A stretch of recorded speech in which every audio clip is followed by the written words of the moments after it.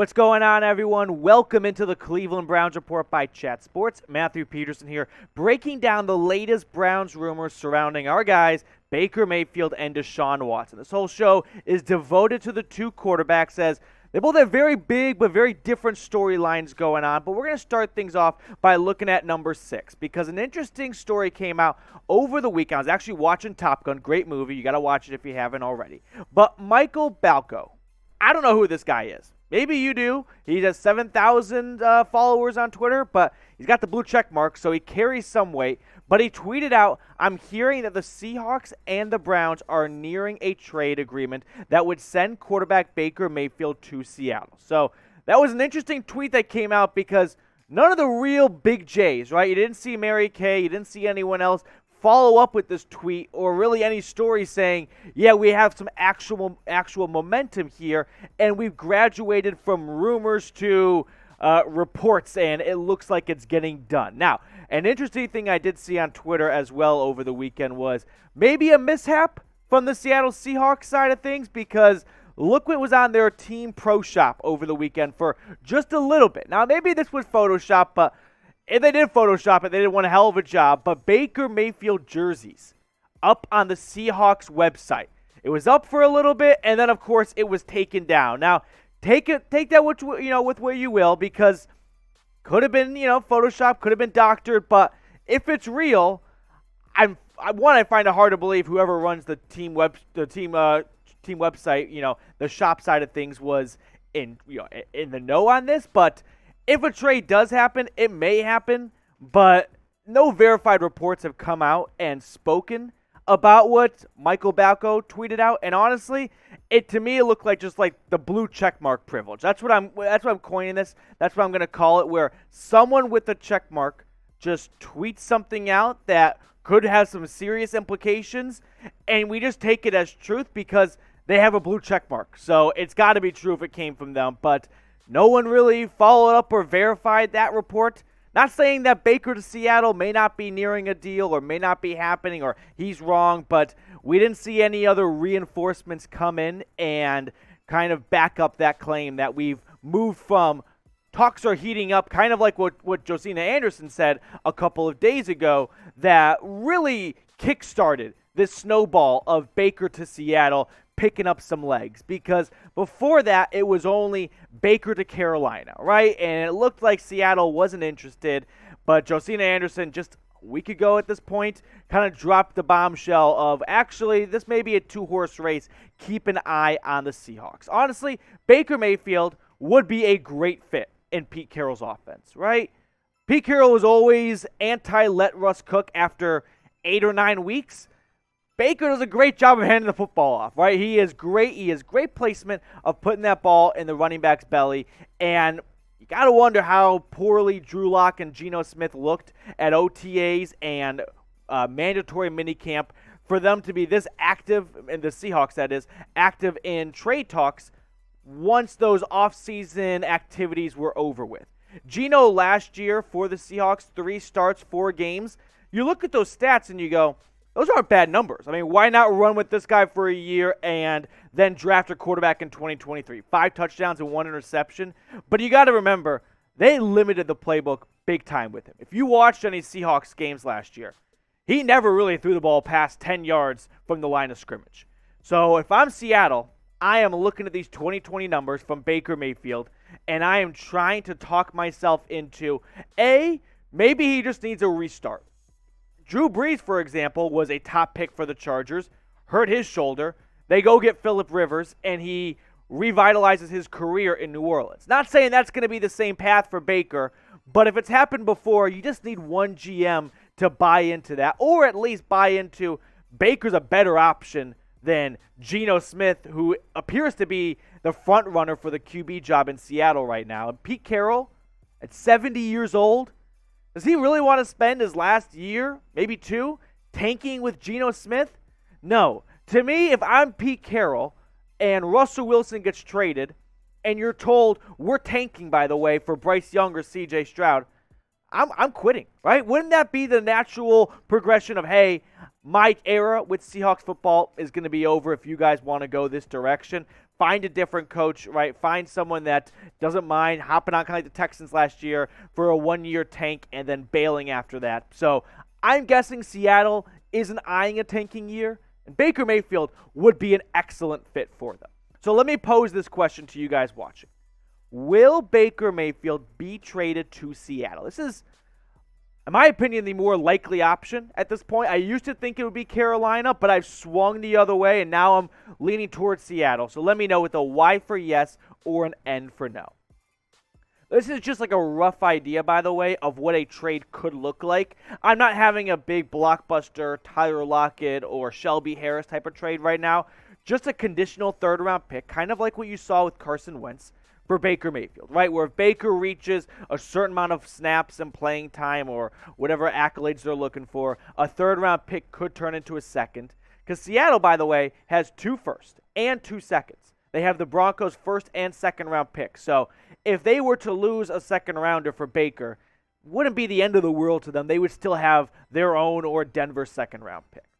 Next up on the show, we're going to look at the latest Deshaun Watson news, as that story just provides us more twists and turns by the day, but it looks like a end may be coming up soon. So we're going to check out what's going on over there. But if you are ready for all this to be over with, just to get an answer, right? Whether it's the answer you want or the result you're looking for, if you just can't wait for this to be in the book and done with, me too. Make sure you subscribe today. Join the Browns Report, one of the fastest growing Browns YouTube channels out there, by hitting that sub button and locking yourself in with free daily Browns content. On to the Deshaun Watson news. So the NFL, in my opinion, leaked that they are seeking a 1-year suspension for Watson. We'll explore that or expand on that more in just a moment. But Deshaun Watson is meeting with the arbitrator, Sue Robinson, on Tuesday. So depending on when you're watching this, it's either tomorrow or possibly today. Robinson, by the way, she's the one that's going to decide any possible suspension or punishment for Deshaun Watson, with a bit of an asterisk to it, and we'll look at that in just a second. But let's go back to that first note. The NFL reportedly leaking they're seeking for a 1-year suspension. To me, this is a bit of a chess game, right? The NFL wants a year.